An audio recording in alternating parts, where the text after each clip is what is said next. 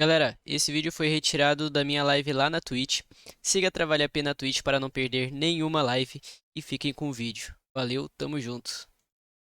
Pré-história, Hum, história e hiperhistória são três períodos que podemos usar para classificar o tempo que a humanidade teve até então aqui na Terra. E sendo ainda mais preciso, essa classificação não diz necessariamente quando uma sociedade viveu, mas principalmente como ela viveu. Diz como ela viveu em relação ao pilar mais importante da nossa civilização: a informação. A informação no universo, para existir, não depende de humanos, muito menos de tecnologias humanas, mas é através dessas tecnologias que podemos tirar o melhor da informação. E com isso criar sociedades e atingir façanhas que os nossos ancestrais jamais sonharam. E tudo isso começou com a pré-história. Nessa época, nossa espécie se comunicava apenas através de linguagem falada. Não havia tecnologias para tornar as palavras mais sólidas e perenes. Depois que as ondas de som de uma palavra se dissipavam pelo ar, já era. Esse era o fim da sua breve existência. E assim viveu a humanidade na maior parte do seu tempo, tendo que passar as informações para as próximas gerações oralmente, com uma memória falha. Até que uma invenção mudou tudo isso. Por volta de 3.200 da escrita? anos antes de Cristo, surgiu a escrita. E a sua forma mais antiga, conhecida hoje, é a escrita.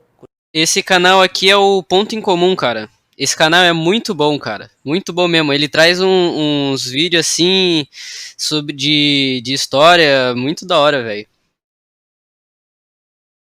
E tem um jeito diferente, tá Foi ligado? usada por muito tempo na região da Mesopotâmia. Até onde sabemos, essa foi a primeira sociedade a abandonar Do carecão. para viver de forma histórica. Agora pessoas eram capazes de registrar e transmitir seus pensamentos de maneira muito mais perene. Eram escritos símbolos em tablets de argila que codificavam informações sobre tudo, desde cartas sobre sentimentos até o conhecimento sobre medicina. E assim a informação humana se tornou fisicamente independente de nós. Ela podia viajar no tempo e no espaço. Hoje, milhares de anos depois, pesquisadores de qualquer lugar do mundo podem ter acesso à informação que veio de uma distante mente do passado. E assim, enfim, saber quantas ovelhas o seu José estava devendo. Seu José, são 14 meses de ovelha atrasada. Essas foram as primeiras tecnologias da informação e comunicação. E elas tornaram possível o Estado. Porque agora documentos oficiais podiam ser escritos, leis complexas, registro de pessoas, mercadorias, impostos e a própria ideia abstrata de Estado e governo agora podiam ser sedimentadas. Esses foram os meios que faltavam para que uma sociedade humana se organizasse de maneira mais complexa e estruturada. E desde os antigos tablets de argila mesopotâmicos, as nossas tecnologias da informação e comunicação vêm se desenvolvendo cada vez mais rápido. Tablets eram grandes e pesados, mas o que veio depois foi o papiro e o papel, que eram extremamente leves e portáteis. Com isso foi possível que mais informação pudesse ser densamente compactada em um único objeto: um livro. Mas isso ainda era um tanto economicamente inacessível para a maioria da população. Era caro de se produzir. Era preciso uma pessoa escrever todo o conteúdo de um livro com o próprio punho. Até que surge a prensa, capaz de imprimir em série incontáveis versões de um mesmo texto, deixando-o muito mais barato e acessível. As pessoas começaram a ler mais, ter acesso à mente de outros indivíduos que às vezes traziam novas ideias. Mas a informação ainda levava muito tempo para ir de um lugar para outro. E aí veio o telégrafo, o telefone, o rádio, a televisão e de repente se tornou comum receber informações quase instantâneas de qualquer lugar do mundo. Loucura, né, galera? Pô. Mas falta ainda uma coisa. Apesar de quase todos poderem consumir informação dos meios de comunicação em massa, não era qualquer um que podia se comunicar em massa. Até a internet. Atualmente, qualquer um com acesso à internet e um smartphone é capaz de produzir conteúdo independente, assim como esse vídeo aqui. E uma vez que o conteúdo é upado, não existe um limite de quantas pessoas serão impactadas com ele. O poder da comunicação e informação... Na verdade, existe um limite, né, cara?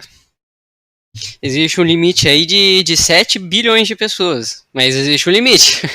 está cada vez mais na mão de mais pessoas. E até agora isso parece ser o ápice da informação na nossa civilização. Porém, recentemente demos um passo além. Chegamos na era da hiperhistória. Esse termo não é usado amplamente no meio acadêmico, mas ele serve para descrever um fenômeno bem real. Olha só. Até o momento vimos que na pré-história as tecnologias da informação e comunicação não existiam. Já na história, elas eram capazes de registrar e transmitir informação. Agora, na hiperhistória, elas são capazes de registrar, transmitir e principalmente processar informação. E para deixar isso bem claro, é bom lembrar que para que uma comunicação ocorra, são necessários alguns elementos. E aqui vamos focar em 3 deles. Primeiro, precisa-se de um emissor, aquele que produz informação. E também de um receptor, aquele que recebe e interpreta a informação. E é claro, é também preciso um meio para que ela possa viajar. Antigamente, as nossas tecnologias tomaram de conta apenas do meio, porque afinal, ainda era uma pessoa que precisava, com os seus próprios neurônios, criar uma nova informação. E na outra ponta, também era um ser humano que precisava receber e interpretar aquilo. O que mudava de fato era apenas o meio, que podia ser um aplicativo na internet, linha de telefone, rádio, televisão, livros ou até tablets de argila. Esses são meios muito diferentes, mas o propósito final de todos eles ainda é o mesmo. O limite é 100%, exatamente. Estão nas pontas. Ou pelo menos estavam. Vamos supor que você está com fome e quer ir comer num restaurante que o seu amigo te indicou, mas você não sabe o endereço. Antigamente, para se obter essa informação, era preciso olhar numa lista telefônica. E isso é uma forma de comunicação, em que o emissor da informação era uma empresa de listas telefônicas, que usava elas como meio de registro e transmissão até você, o receptor. Já atualmente, para saber um endereço desses, nós fazemos uma pesquisa no Google. Nessa nova forma de comunicação, o emissor é você, que escreve o nome do restaurante na pesquisa. O meio é a internet e o receptor são as máquinas, os servidores lá no Google. E em seguida uma nova rodada de comunicação acontece, em que as pontas se invertem. Agora as máquinas são o emissor, que geram as informações do resultado da sua pesquisa. O meio ainda é a internet. Agora você é o receptor, que pode enfim comer aquela pizza marguerita. Eu gosto de pizza marguerita. Esse vai e volta acontece toda a vida que você faz qualquer coisa na internet. Inclusive está acontecendo agora. São as máquinas que tomam de conta inteiramente de uma das pontas. Mas hoje elas estão começando a tomar conta das duas. Você já deve ter ouvido falar de carros autônomos, aqueles que se dirigem sozinhos, certo? Pois, então, quando um carro semi-autônomo, como os da Tesla, estão no seu modo de piloto automático, ocorre uma comunicação exclusiva entre máquinas. Em que o Cara, isso é muita loucura, irmão. Caralho. Esses carros da Tesla aí é muita loucura, mano. O bicho se dirige sozinho, tá ligado, mano? Cara, sinceramente, a gente tá entrando no futuro, né, cara? O futuro é daqui a pouco, irmão.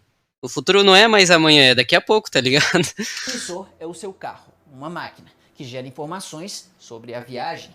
O meio é a internet e o receptor são as máquinas da empresa da Tesla, que processam os dados gerados nesse e em todos os outros carros da sua marca. Em seguida, as pontas se invertem. As máquinas lá na Tesla enviam updates do seu sistema de piloto automático para o seu carro. E todo esse bate-volta de comunicação é feito sem intervenção humana. E é claro que isso não se aplica somente a carros, mas cada objeto ao nosso redor pode um dia estar conectado dentro do mesmo esquema de funcionamento. Todos conectados no que chamamos de internet das coisas. E uma dessas coisas pode ser o que há de mais fundamental numa sociedade a produção de energia. E quando isso acontece, nós entramos para a hiperhistória. Uma sociedade hiperhistórica é aquela que o Estado e os indivíduos não só estão muito relacionados às tecnologias de informação e comunicação, mas também são dependentes delas. E isso cria novos problemas. Num cenário como esse, cyberataques podem ser uma ameaça não só aos seus dados pessoais, como a sua senha do banco, mas também um perigo real à sua integridade física. Se máquinas controlam a velocidade e direção dos carros em uma cidade, um cyberataque pode causar atropelamentos e outros acidentes em massa.